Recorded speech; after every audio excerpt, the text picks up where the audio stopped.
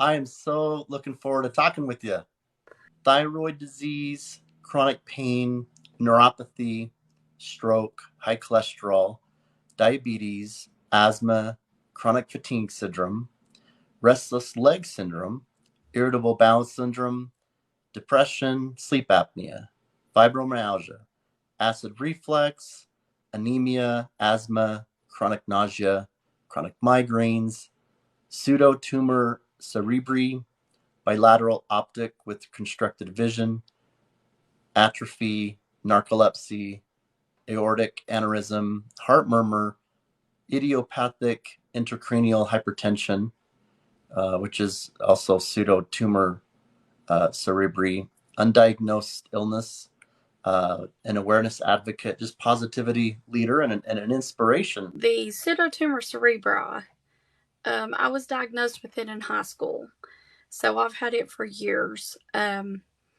It started out with severe migraines, major headaches, not being able to eat, but gaining weight at the same time. And back in high school, they were testing me for mono. They tested me for, all kinds of things. So they finally found out what it was.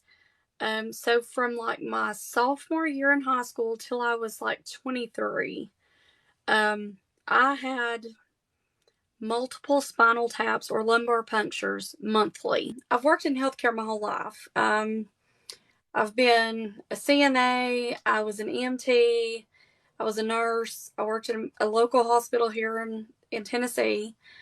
I've worked in healthcare my whole life, stroke. And since then, the pseudotumor has come back, along with a whole array of other things that it's triggered. That some of them they think that I have had for years that has just kind of been there. But now they have come out of the woodwork, and a few of them are major. It's triggered the pseudotumor cerebri. I'm no longer allowed to drive because when the stroke hit, it not only affected my left side, but it affected my vision. So I have no peripheral vision at all. So I'm living in tunnel vision. So I'm not allowed to drive. Therefore, I can't work. You don't want a nurse taking care of you that can't see. So no, now I'm not able to work and do what I love to do. Can you talk a little bit about what a pseudotumor is? A cerebri? Well, a pseudotumor, the way that I have always understood it, pseudo is kind of like fake. Like when your body forms a brain tumor on your brain, your body, the good cells in your body, they fight against that brain tumor to get rid of it. What a pseudotumor is like a fake tumor. It's like the way they've described it to me all these years, it's like a mass of fluid that gathers, but it's not actually a tumor. Oh, okay. It can come and go, but it's non-operable. They can't go in and take it out. And mine is around my pituitary gland, which affects the thyroid, the endocrinology, diabetes. Right now, I'm having problems with extreme dry mouth, facial issues, and they're thinking that it has something to do with that. But what the pseudotumor is like it's a pretend tumor that is attacking your body wherever it may be, because it could be anywhere in your body, and your body is fighting against it just like it would be a regular tumor. So in my case, it's in my brain, which is the cerebri, and it's in my pituitary gland. So it's like my brain is fighting against this tumor that's not really there, but it's a fake tumor that's there. So it's my whole system is messed up. So that's the reason that you have the migraines and the light sensitivity and the nausea and all the side effects to it.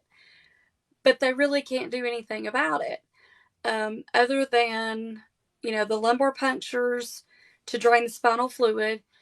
And at one point, they were talking about possibly, if my spinal fluid pressures kept rising, that they would have to go in and do a brain shunt. But so far, we have not had to go to that route yet. I'm doing Okay. everything I can to keep from that. It's But not it's malignant, right? no, no. Um, it's kind of like a fake thing.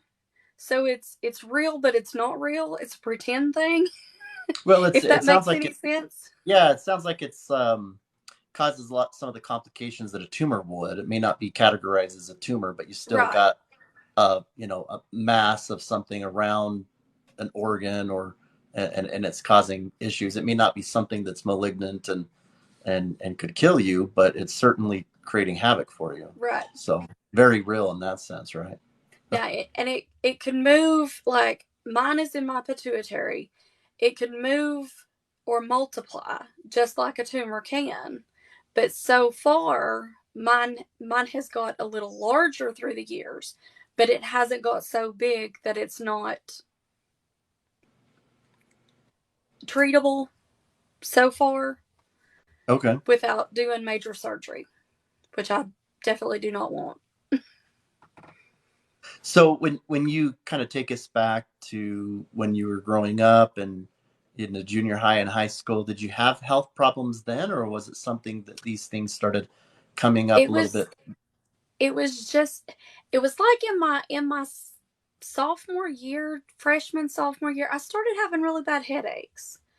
Um, but I was active in band. I played basketball. Um, I was a typical teenage girl. I worked after school. Um, I just back then I didn't think anything about it. So it was just headaches that I dealt with every day until my sophomore year. I was at school, and um, the day that it happened, I really don't remember it. I remember going to school. I remember changing classes, and the next thing I remember, I was at Children's Hospital, and my mom was standing over me hysterical because apparently I had passed out going down the stairwell at school, and they took me by ambulance to the hospital, and I don't remember it. Mm-hmm. Um, and from then on, then it was like, it took months and months to figure out what the problem was and go from there.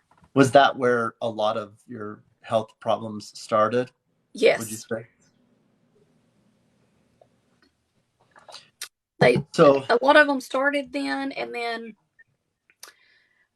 some of the major ones that are more recent have come up since the stroke in 2018.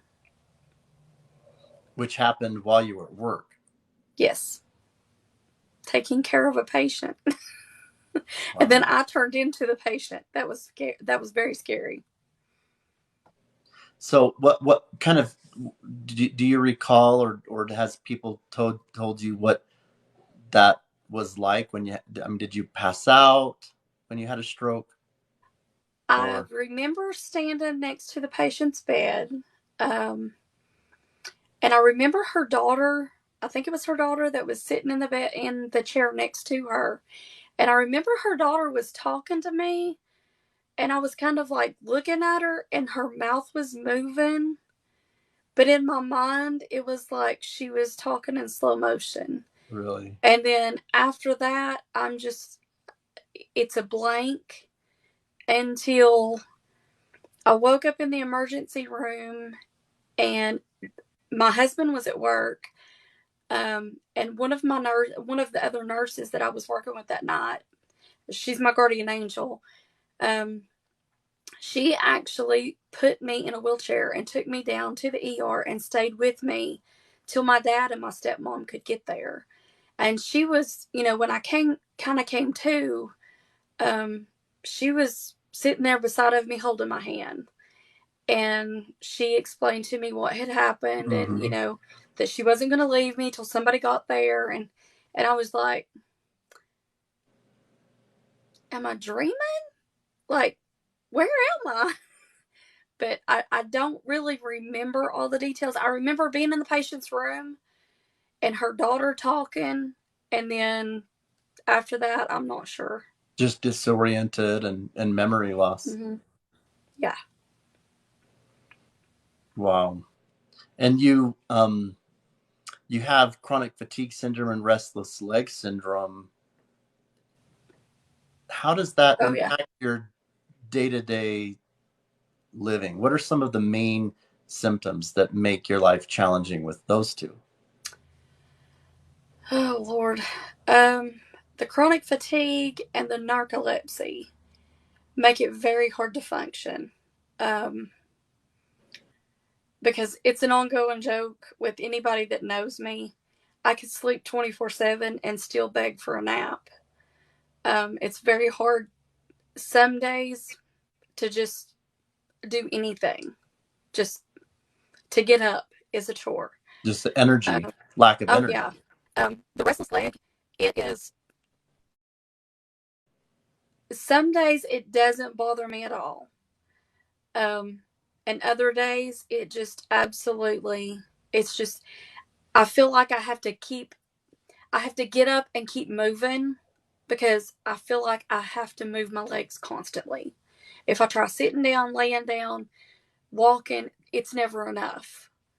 Um, and it's a weird feeling being so tired that you just want to close your eyes, but yet your body is saying, we gotta move, we gotta move, we gotta move. Wow. A restlessness. Wow. Yeah. So a lack Yeah. of energy kind of combined with the restlessness might, I'm sure that's pretty confusing and just make you go nuts. Oh, yeah. Oh, yeah. Wow. And fibromyalgia, my mom has fibromyalgia. Can you talk a little bit about um, how that impacts your muscles and what that does to you? To me, it's more like some days it's like a constant sunburn where everything hurts, everything burns, everything stings. Other days it's more like you've had a Charlie horse from your head to your toes. Mm-hmm. You don't want anything to touch you, get near you, breathe on you. Um, and some days it's just, I try not to move. It depends on, so you're trying to avoid flare-ups, right? Right, right. I know But then, Nell goes through that when she has CRPS and she's yeah, in bed a lot I've heard her say that, right? And a lot of what her pain management is she's trying to not cause a flare up, right? You're trying to avoid oh doing yeah. anything. Yeah. And so your life But you can feel it. Your body will tell you, or mine does. It's like I'll have a day that I can clean the house, I can do laundry, I'll work out in the yard, I will push, push, push all day long. And then the next day, my body will be like, no, no, you did enough yesterday. We're not moving today. We're not doing anything today. And you just, some days you just have to, like, okay, we're not doing anything today. I have some friends and, people that I know, family friends, church friends, um, and people in general. Um, they look at you and they're like, well, what's wrong with you? You never want to go anywhere. You never want to do anything. Mm-hmm. And it's like, you try to explain to them, okay, well, you have to catch me on a good day. Okay, why do I have to catch you on a good day? Okay, well, I have chronic illnesses. And some days I just can't do these things that you want to do. And they look at you and they're like, "Well, you look fine. You seem Mm-hmm. fine." Yeah. You don't walk with a walker. You don't walk with a cane. You're not, you seem fine. And I'm like, okay, just because you can't see what's wrong with me doesn't mean that I'm okay. Mm-hmm. Just because you can't see that my body is killing me today doesn't mean that I don't have any pain. Yeah. And like I explained it to one of my friends, she was like, she said, well, I just don't understand why you just stay home so much. I'm like, okay, for one, I don't drive. Well, you still have your license. You're still able to. No, no. I do have my license. I'm still insured. But I don't feel comfortable getting in a car and driving down the road knowing that I can't see. I mean, like in church. And I know it sounds crazy. In No, yeah, church, it we'll doesn't. be going around in church because I go to a little country Baptist church and we go around and we shake hands and we worship and there's been a few people that get their feelings hurt because I don't shake their hand. And they come up to me after church, well, what have I done to you? I don't know. I don't know what you're talking about. Well, you didn't even shake my hand. Okay. Where were you standing? Well, I was right beside of you. Okay. If you are not here, I don't know you're there. If you're not here, I can't see you. So if you're standing over here beside of me and I don't respond to you, it's not that I'm ignoring you. Peck me on the shoulder. Get my attention because I don't see you. That came about with the stroke. It affected all of my optic nerves. Usually, like if somebody has a stroke, and the optic nerves are affected, the optic nerves swell up and it may temporarily affect your vision, or you may see floaters or spots or what they call spotties temporarily.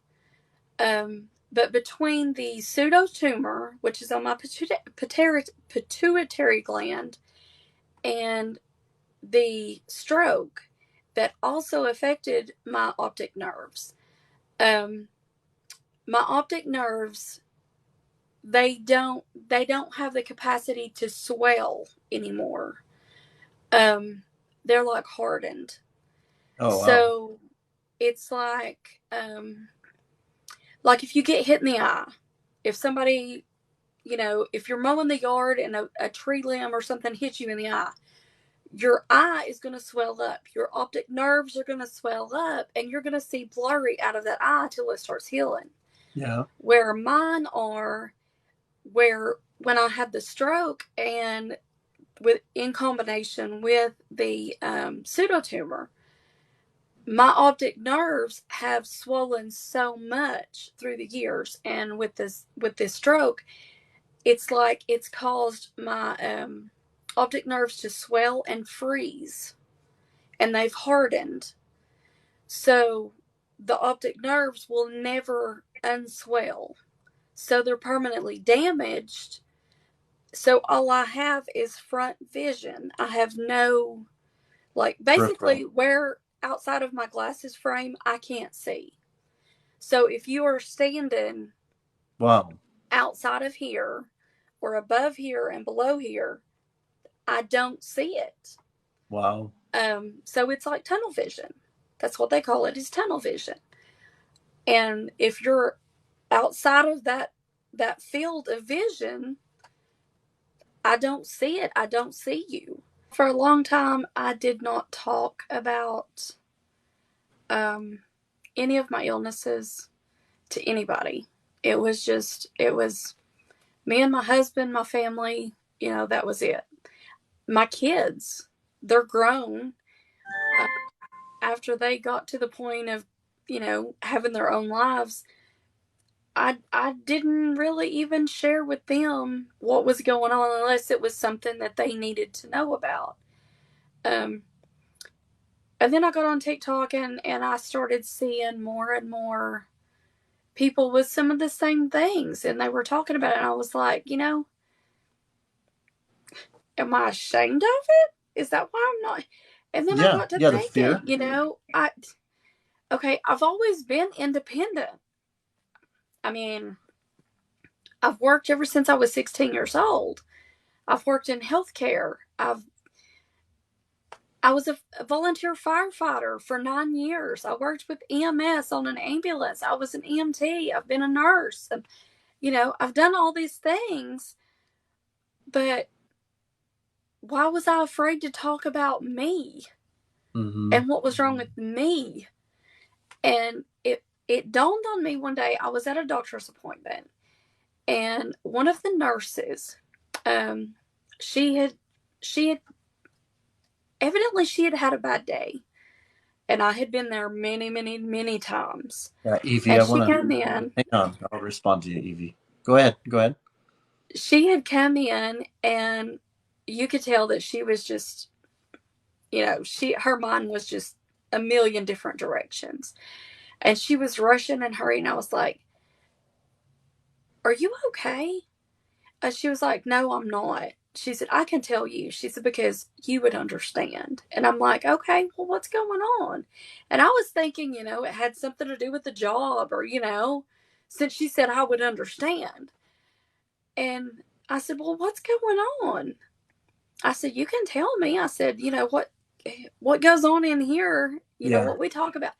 And she's like, "My fibromyalgia is acting up so bad today that it even hurts to wear my scrubs.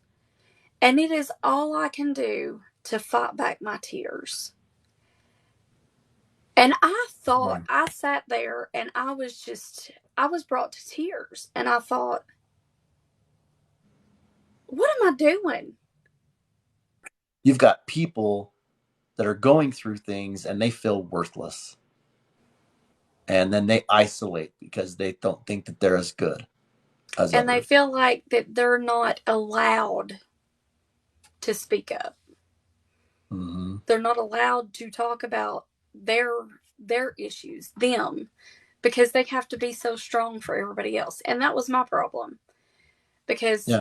I felt like, well, okay, I was always told growing up, well, there's always somebody else worse off than you. That was my mindset growing up.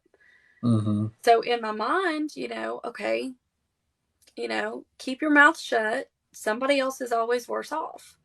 Don't complain. Just Yeah. deal with it.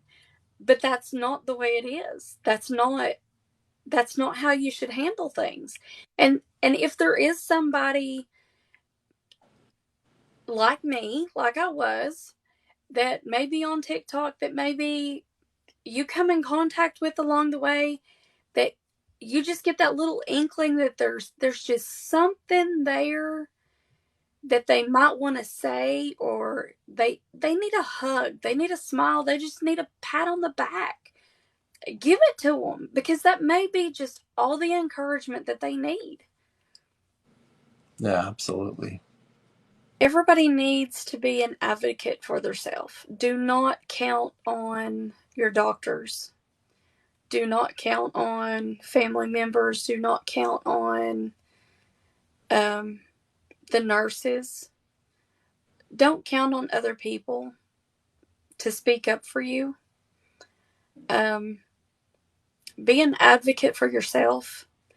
And if you have a doctor that won't do anything, or not really won't do anything, but they don't see the same concerns that you have, find another doctor. Get a second opinion, a third opinion, fourth opinion, whatever. Mm-hmm. You know your body more than anybody else does. I have figured this out over and over and over. If you have a legitimate complaint and you go to your doctor and they push you aside and do this, do that, do this, do that, push pills, do this, do this, do this, Nothing works. That's not the problem. Find the real problem. If Yeah. they're not willing to do it, go find another opinion. Go to another doctor. Ask for a referral. Call the insurance company. Talk to the insurance companies. I've done that over and over and over. Explain to them what is going on. Your doctor has done this, this, this, this. You have asked for this to be done. Is it covered? Will they Mhm. cover it? Can you have it done? What do you have to go through to have it done? Um, Yeah. know your rights. Advocate for yourself. Do not let anybody else tell you what you can and can't do. It's your body. Do with it what you want. Right now, I'm in between. I have I have found the perfect my PCP, my primary care. I absolutely love her. Um, I've been going to her for 4 years now, and she is absolutely awesome. We have come to the terms now that we have tried everything, every test imaginable, every medicine imaginable. We have tried every combination, and we have tried every combination, and we sat down and we discussed it. And I told her, I was like, what else can we do? You know, there has to be something else. I can't just be stuck here. This has to be better. Yeah. So she finally agreed. She is in the process of sending all of my everything to the Mayo Clinic and turning it over to them. But it has took pushing from me, the patient. They're not just Yeah. going to do that on their own. Reach out to somebody, whether it be a family member, a friend, somebody on TikTok, somebody on Facebook, Instagram, somebody. Reach out to somebody. Um, take a walk through your neighborhood. Introduce yourself to a neighbor. Um, go to a dog park. Even if you don't have a dog, go to a dog park. I have, she's downstairs. I have Lucy. She's a 3-year-old little Yorkie, crazy, spoiled rotten baby. Um, she's registered as my SEA. Um, I take her to the dog park. Before we got her, I was in that depression. I was in that slump. I was in that woe is me, I guess. Um, and I wouldn't go anywhere. I wouldn't. There was like 3 or 4 weeks that I never left my house. I never even went out to the mailbox. Yeah. It was, it was a hard thing to deal with. And one of my friends, she came and got me, and she said, "You are going with me." And I'm like, "No, I'm not." She said, "Get your shoes on and let's go." I had no hair brushed. I had like ratty clothes on. I'm like, "I'm not going anywhere." She said, "Oh, yes, you are. Put your shoes on." I'm like, "Okay, if this makes you shut up, okay." We go to the dog park.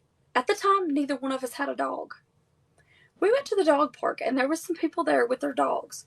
We go in the dog park, and we're sitting there on the bench, and these little dogs, there was like 3 little dogs. I didn't know who they were, Yeah. and they just made me so happy just to be Oh. around them. They wanted to play. They climbed all over you and licking on you and loving on you, Yeah. and Yeah. just we sat there for hours just playing with these people's dogs. When we got done, we got in the car, we came home, we pulled in the driveway, and she was like, "Well, did you have fun?" I was like, "Yeah, but now you've caused a real problem." I want a dog. She's like, "Well, what is that?" I said, "Now I want a dog." She was like, "Tell Robert, my husband." I was like, I don't know. We had a dog years ago and he passed away, and he was like a family member, and Yeah. it was a touchy subject. Yeah. So now we have Lucy. We've had her for 3 years. We got her when she was 5 weeks old. And he aggravates me all the time because she's my growth on my hip. She lays in bed with me on my days that I can't do Yeah. anything. Your baby. When I go, she goes with me everywhere. Um, and he aggravates me all the time that I love her more than him because she's the baby. But something as simple as just go to the dog park.